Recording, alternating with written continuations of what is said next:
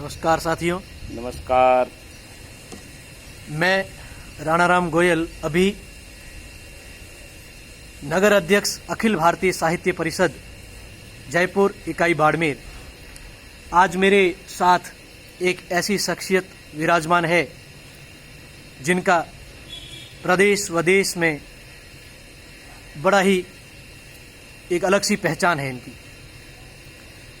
ये पहचान आपने किसी सिफारिश से अर्जित नहीं की है, बल्कि आपने अपनी योग्यता के व दक्षता से ही प्राप्त की है। आप ज्योतिष महामहोपाध्याय, judo master, king of martial art, black belt, प्रथम योग प्रशिक्षक, वेद पाठक व कुशल प्रशिक्षक और न जाने अन्य कितनी ही विधाओं के ज्ञाता हैं। आपने अपनी बाल्यावस्था व युवावस्था में समाज के ऐसे कई वर्गों और वर्णों का साथ दिया है, उनको सक्षम बनाने में आपने जी तोड़ मेहनत की है और वो मेहनत रंग भी लाई और कई आपके शिष्य आज बड़ी बड़ी पोस्टों पर, ऊंचे मुकाम पर पहुंचे हैं। आपकी बदौलत आपने एक गुरु की महती भूमिका समझी और उसे निभाई, और आप धार्मिक क्रियाकलापों में भी व्यस्त रहते हैं। आप पशु प्रेमी, पक्षी प्रेमी और मानव प्रेमी हैं। आज आपसे मैं जानना चाहूँगा कि एक पशु प्रेमी और पक्षी प्रेमी ये हृदय किस कदर इस लॉकडाउन में, इस महामारी में, जहां संपूर्ण विश्व बंद है, संपूर्ण विश्व अपने अपने घरों में कैद है, तो आप इसको पक्षियों और पशुओं के संदर्भ में ऐसा क्या करना चाहिए या ऐसी क्या भागीदारी हमें निभानी चाहिए जिससे ये प्रजाति अपने अस्तित्व में ही रहे। तो आइए हम रूबरू होते हैं आदरणीय डॉक्टर गोवर्धन सिंह जी सोढ़ा, जहरीला, अध्यक्ष अखिल भारतीय साहित्य परिषद व युवा साहित्य संस्थान बाड़मेर। स्वागत है सर आपका हमारे कार्यक्रम में। बहुत बहुत धन्यवाद सर।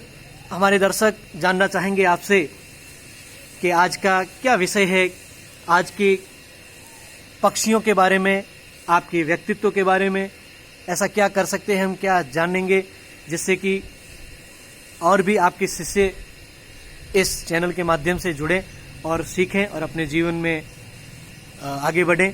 तो आइए मिलते हैं आदरणीय डॉक्टर गोवर्धन सिंह जी सोढ़ा, जहरीला सीजे। बहुत बहुत धन्यवाद।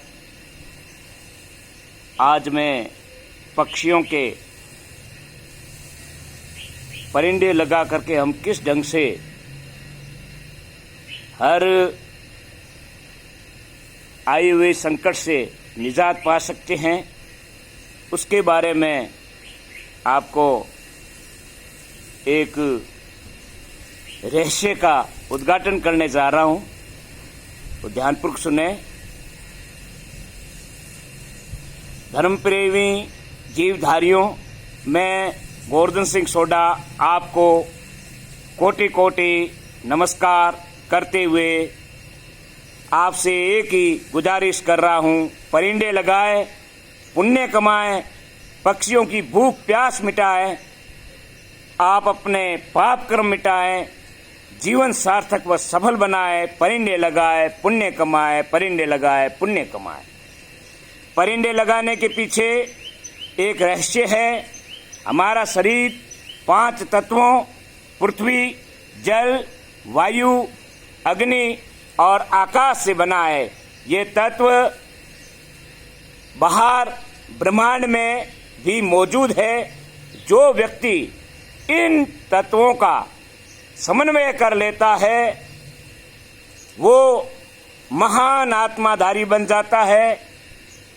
ये 5 तत्व का अपना अपना अलग अलग महत्व है, मगर आकाश तत्व का प्रत्येक जीव के लिए खास मायने रखता है। पृथ्वी को हम बीज व उचित वातावरण देंगे तो वह हमें फल देगी। जल का हम संरक्षण करेंगे तो वह हमें पीने योग्य मिलेगा। वायु को हम दूषित होने से बचाएंगे तो वह हमें शुद्ध प्राणवायु देगा। अग्नि को हम रगड़कर पैदा करके संयंत्रों द्वारा उपयोग में ले सकेंगे तो हमें फायदा पहुंचाएगी।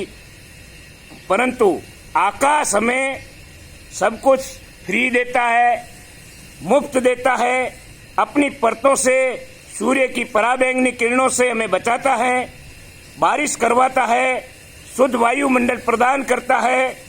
कहने का मतलब हम अपने दुर्भाग्य को इसमें छोड़ दें तो भी वो हमें सौभाग्य प्रदान करता है। यानी आकाश तत्व हमें देता ही देता है, बल्कि कुछ नहीं लेता है। पक्षी व आकाश एक दूसरे के पूरक है। पक्षी अपने पंखों से हमारे लिए जीवनदायी हवा छोड़ते हैं जो असामयिक आपदाएं आती हैं उन्हें हर लेती है। तो फिर पक्षी भूखे प्यासे न रहने चाहिए, क्योंकि जितना महत्व हमारे लिए आकाश तत्व का है उतना ही महत्व पक्षियों का है। वास्तुशास्त्र में भी हमें आकाश तत्व को मजबूत बनाने के लिए पक्षियों को दाना पानी देने हेतु परिंदे लगाने चाहिए। बिल्कुल। परिंदे पक्षियों को दाना पानी डालने से सातों ग्रह शांत होते हैं और जीवन में आने वाली बाधाओं का शमन होता है। बहुत कुछ आपने सुना होगा, किसी समझदार व्यक्ति या पंडित के पास जब भी कोई सलाह या समस्या का समाधान मांगने के लिए जाते हैं तो उस पंडित या समझदार व्यक्ति ने हमेशा यही बताया है कि पक्षियों को दाना पानी डालो, घर की समस्याओं से निजात मिल जाएगी। ये सत्य बात है। यह सिर्फ और सिर्फ हमारे जीवन में किए गए पाप कर्म बाधाएं होती है, उनका शमन, वास्तु दोष का निवारण, ग्रह की शांति के लिए किया जाता है ताकि हमारा जीवन सुखमय बन जाए, जीवन सुख सुविधा वाला बने। इसके लिए अपने घर की बालकनी, छत पर या अन्य स्थान पर हमें पक्षियों के लिए परिंदे लगाने चाहिए। बहुत खूब। मतलब इससे पक्षियों के परिंदे लगाने से देखो, गर्मी का मौसम और सारा संसार घरों में लॉकडाउन कैद है और एकमात्र पक्षी जो विचरण करते हैं स्वतंत्र आकाश में और प्रकृति में, तो हमें इनके बारे में सोचते हुए अपने घरों की छतों पर भी और आसपास अगर कहीं पेड़ पौधे हैं तो यहाँ भी हमें परिंदे लगाने चाहिए। जैसा कि आदरणीय जहरीला साहब हमें मैसेज दे रहे हैं, परिंदे लगाने से उन पक्षियों की हम प्यास बुझाएंगे, क्योंकि मानव ने पहले से ही प्रकृति के साथ बहुत ज़्यादा खिलवाड़ किया है। इससे ही हम इस भयंकर कोरोना महामारी से जो दो हाथ कर रहे हैं। तो उम्मीद करता हूं हम इससे मुकाबला करके इस पे विजय भी प्राप्त करेंगे। आगे बात अपन बढ़ाते हैं। और परिंदे लगाने से बहुत फायदे हैं। मैं आपको बताना चाहूंगा कि पति पत्नी में कलह, घर की बहन बेटियों का अच्छा व्यवहार न होना, बार बार अस्पताल की सेवाएं लेना, कोर्ट कचहरी के चक्कर में पड़ना, कड़ी मेहनत के बाद भी फल न मिलना, व्यापार में लाभ न होना, घर में नकारात्मक ऊर्जा का वास होना आदि समस्याएं वास्तु दोष से होती है।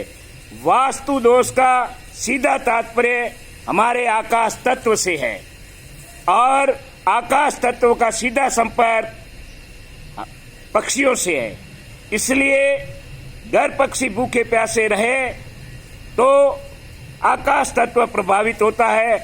अतः परिंदे लगाए और पुण्य कमाए। और परिंदे भी इन दिनों यानी वैशाख और ज्येष्ठ महीने में परिंदे लगाने से परिणाम जल्द मिलते हैं। अतः हम आज ही घर घर परिंदे लगाए। मनुष्य की फितरती ऐसी बन गई है कि हर कार्य स्वार्थित करता है, तो अपना फायदा पहले सोचते हुए पक्षियों की भूख प्यास मिटाने परिंदे लगाए। एक दंत कथा में कहा गया है, कबूतर का घर में रहना अशुभ है, लेकिन मैं कहता हूँ कबूतर का घर में या छत पर आना अशुभ नहीं है, शुभ है। हाँ, उनका घोंसला व अंडे देना अशुभ हो सकता है। तो आप अपनी बालकनी या छत की नियमित सफाई करें, पक्षी आए जाए ऐसी व्यवस्था करें, उनका किया हुआ बिस्टा हमेशा साफ करें, शुद्ध साफ दाना पानी दे तो घर पर आई सारी बलाएं टल जाती है। भूत प्रेत की बाधा कबूतरों को बाग में दाना पानी डालने से नष्ट हो जाती है। पितृदोष कौवे को, गाय को व कुत्ते को प्रसन्नता पूर्वक खिलाने पिलाने से मिट जाते हैं। शनि की बाधा हो तो कौवों को तेल में चुपड़ी हुई रोटी डाले। राहु का दोष हो तो भीगा हुआ बाजरा पक्षियों को डाले। केतु का दोष होने पर भीगा हुआ जौ डाले। सूर्य के दोष में पूर्व दिशा में गेहूं का दलिया पक्षियों को डाले। चंद्र दोष नहीं करे तो परिंदे लगाए। मंगल कुपित हो तो लाल मसूर की दाल पक्षियों को डाले। बुध गुरु शुक्र सही रहे, इसके लिए नियमित परिंदे धोकर उसमें शुद्ध जल दाना पानी पक्षियों को देते रहे। निष्कर्ष यही है कि परिंदे लगाकर पक्षियों को दाना पानी देकर हम अपनी सारी बाधाएं दोष आदि दूर कर सकते हैं। तो यह पुण्य का काम जल्द से जल्द करे, परिंदे लगाए, धर्म लाभ कमाए, परिंदे लगाए, परिंदे लगाए। अंत में मैं इतना ही कहना चाहूंगा कि ईश्वरीय कृपा हम सब पर बनी रहे।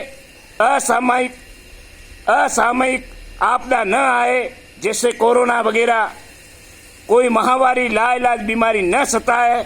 हम निरोगी बने रहे, घर में सकारात्मक ऊर्जा बनी रहे, आने वाले दुख दर्द मिट जाए, कोई प्रकार का दोष न रहे, मोक्ष की प्राप्ति हो और हम सफलतापूर्वक अपनी पूरी उम्र निष्कंटक जिए। ऐसी आशाओं और अपेक्षाओं के साथ एक बार मैं फिर आप लोगों से कहना चाहूंगा कि पुण्य का काम है, परिंदे लगाएं, परिंदे लगाए।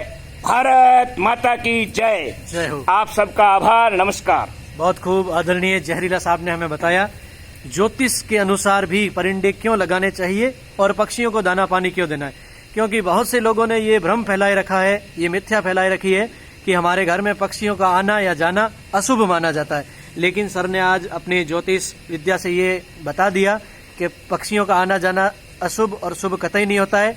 सिर्फ हमें ध्यान रखना है तो घर की साफ सफाई का रखना है और उनको दाना पानी देना है, और कौन से ग्रह की दशा आप पे क्या प्रभाव करती है और किस तरह से दाना है वो सर ने सब आपको बताया है।